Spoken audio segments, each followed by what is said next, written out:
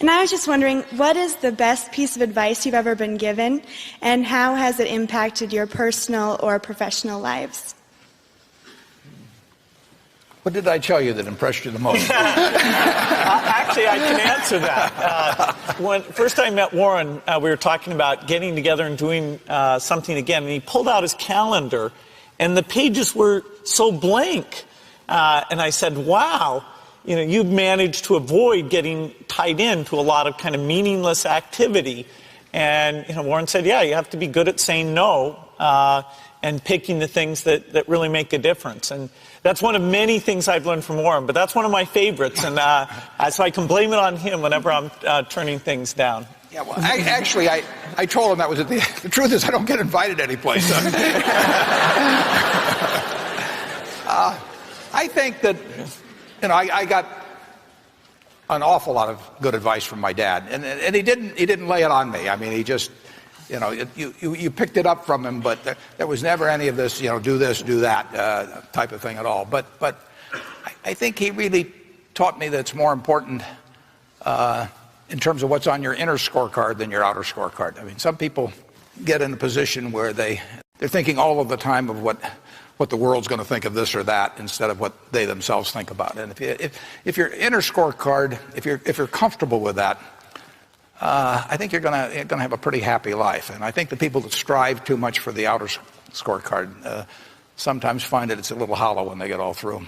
Yeah, well, one thing I will tell you that I didn't realize when I was getting out of school is how much the unusual person will jump out at you. I mean, and it isn't because they got 200 IQs or anything like that. It's really because it's just how they behave, what they bring. The energy they bring, the commitment they bring, the quality of how they do things, how they treat the people around them, all kinds of things. But you will jump out much more than you might anticipate. One of the things you would want to be sure to do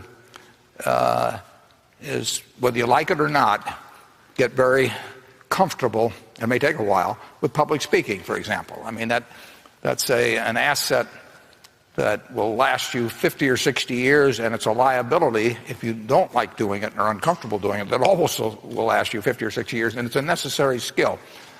But a lot of the skills are just human skills. If you get the best out of people around you, that's a rare talent, and it doesn't correlate with IQ. It correlates with an attitude and toward the world and toward other people. And it's a talent that if you work at early and you're really conscious about it, you don't have to show up other people. You don't have to be smarter than they are or anything else. You want to bring out the best in them. It will pay huge dividends. What sort of things do you think made a big impact in your success? What habits did you develop, and kind of what sort of things could you pass on to us as younger people? The habits you develop, and I go back, the other thing is have the right heroes. I mean, I've always been lucky in that respect. And if the people you look up to are going to form your vision of what the world, how you want to be in later life.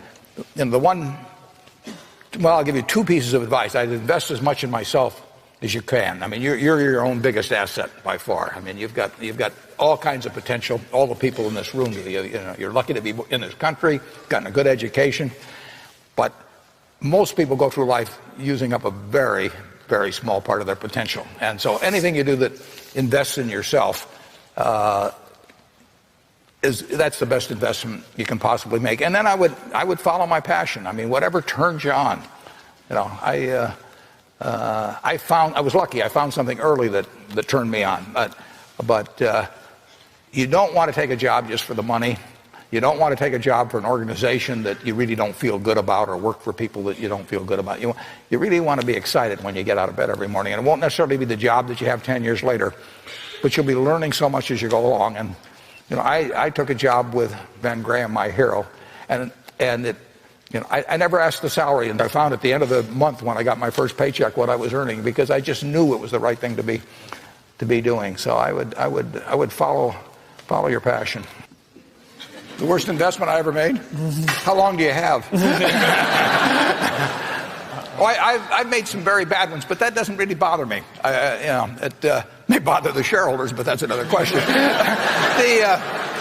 you're going to make mistakes in life. I mean, there's no question about it. You don't want to make them on the big decisions, who you marry and some things like that. So there's no way I'm going to make a lot of business and investment decisions without making some mistakes. I may try to minimize them.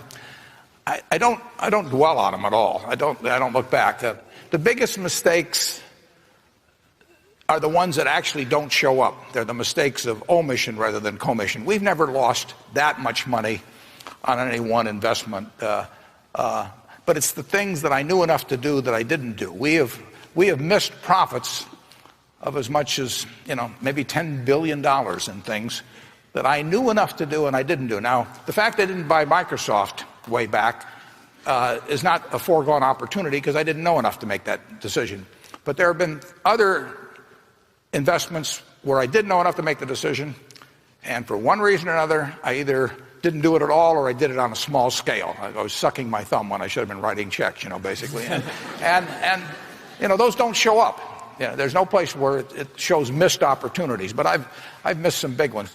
The triumphs in life are partly triumphs because you know that everything isn't going to be a triumph. And I would never get too hung up on mistakes. I know a lot of people that really agonize over them, and it just isn't worth it. I mean, tomorrow's another day, and you live it forward and just go on to the next thing.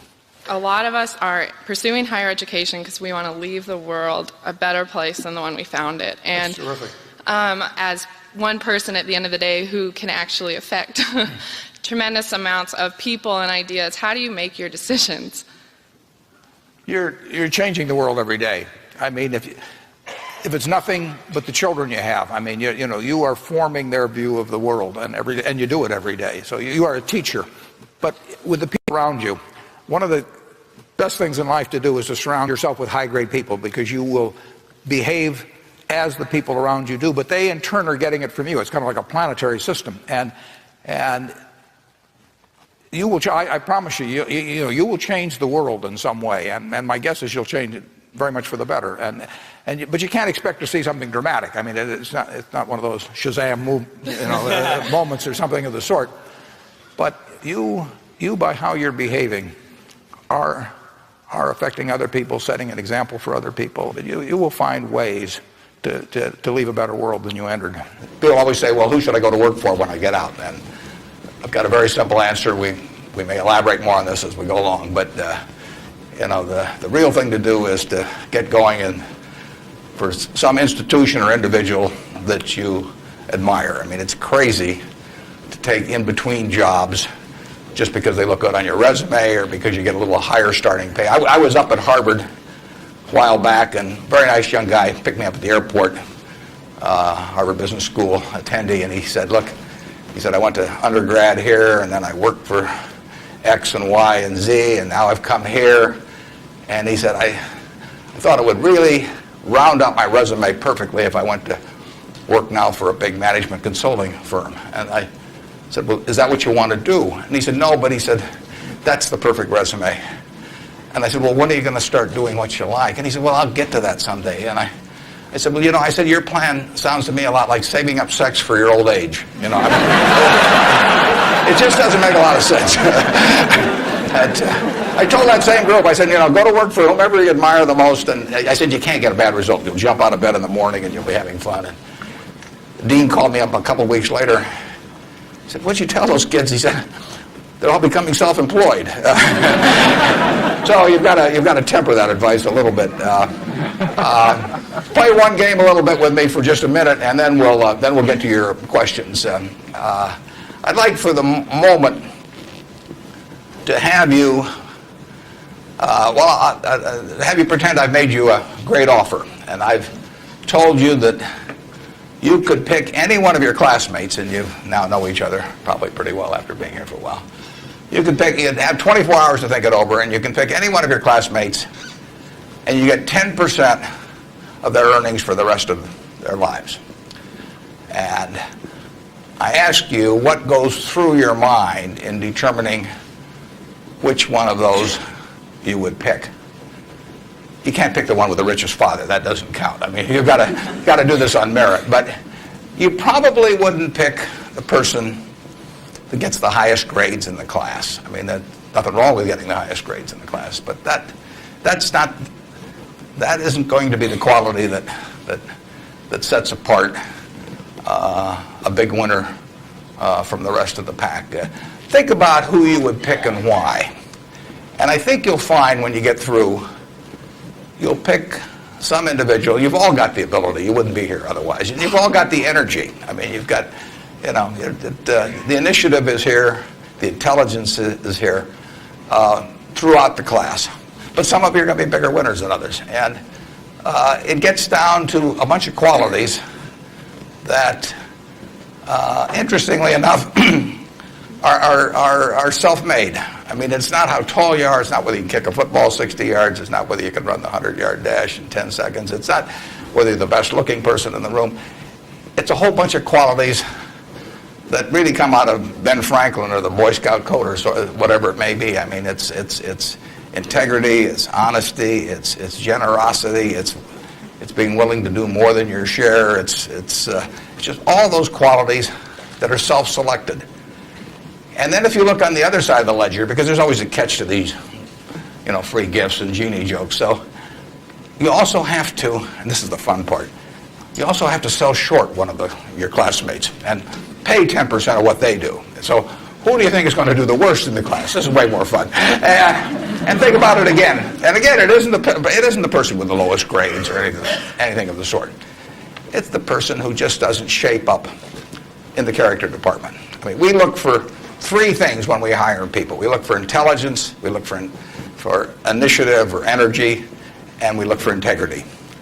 And if they don't have the latter, the first two will kill you. Because if you're going to get somebody without integrity, you want them lazy and dumb. I mean, you don't want them smart and energetic. So it's that third quality, but everything about that quality is your choice. You can't change the way you are wired much, but you can change a lot of what you do with that wiring. And it's the habits that you generate now on those qualities, or those negative qualities. I mean, the person who always, claims credit for things they didn't do, that always cuts corners, that you can't count on. I mean, in the end, those are habit patterns. And the time to form the right habits is when you're your age. I mean, it doesn't do me much good to get golf lessons now. If I'd gotten golf lessons when I was your age, I might be a decent golfer. But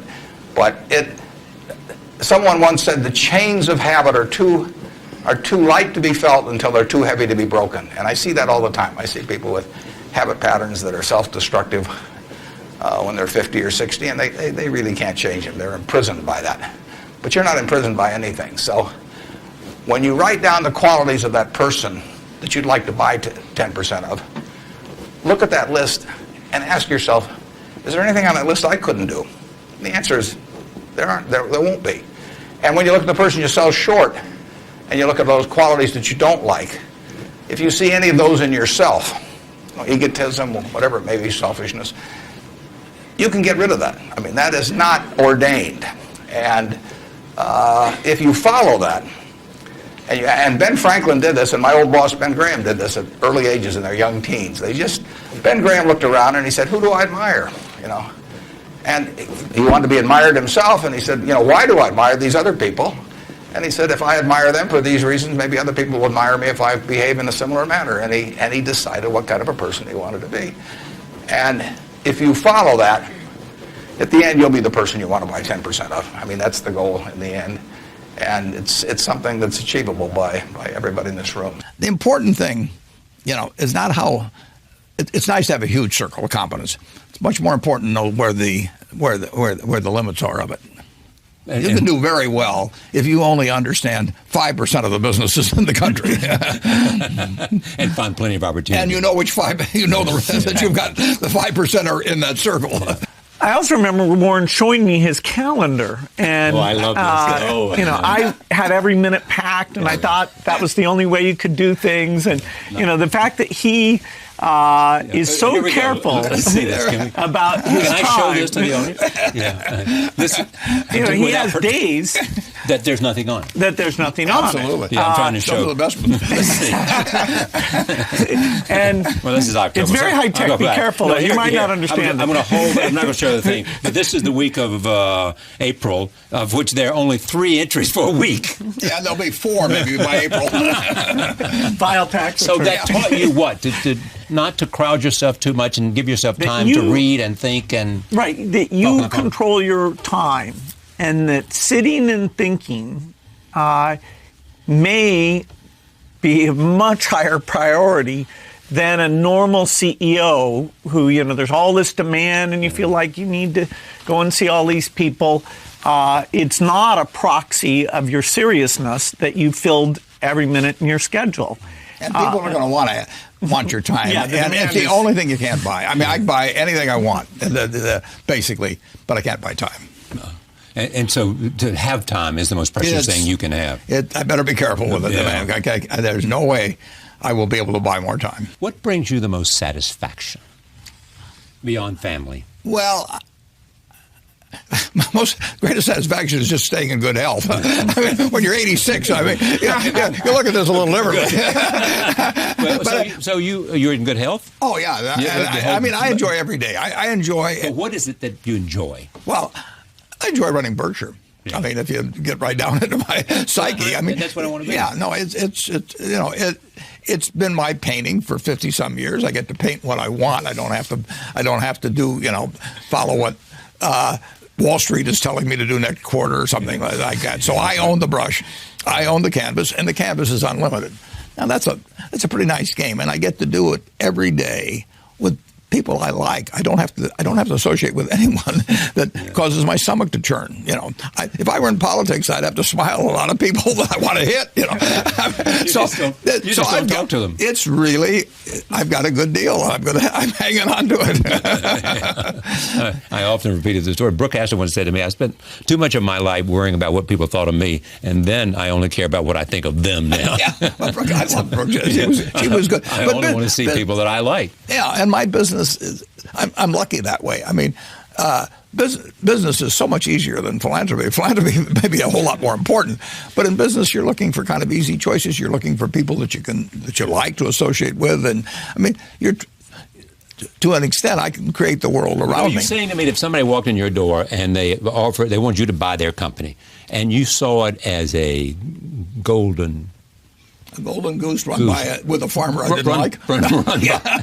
I would say no. You'd say no, because, even though you knew it would. Charlie, marrying for money is probably a bad idea under any circumstances, but if you're already rich, it does not make any sense at all.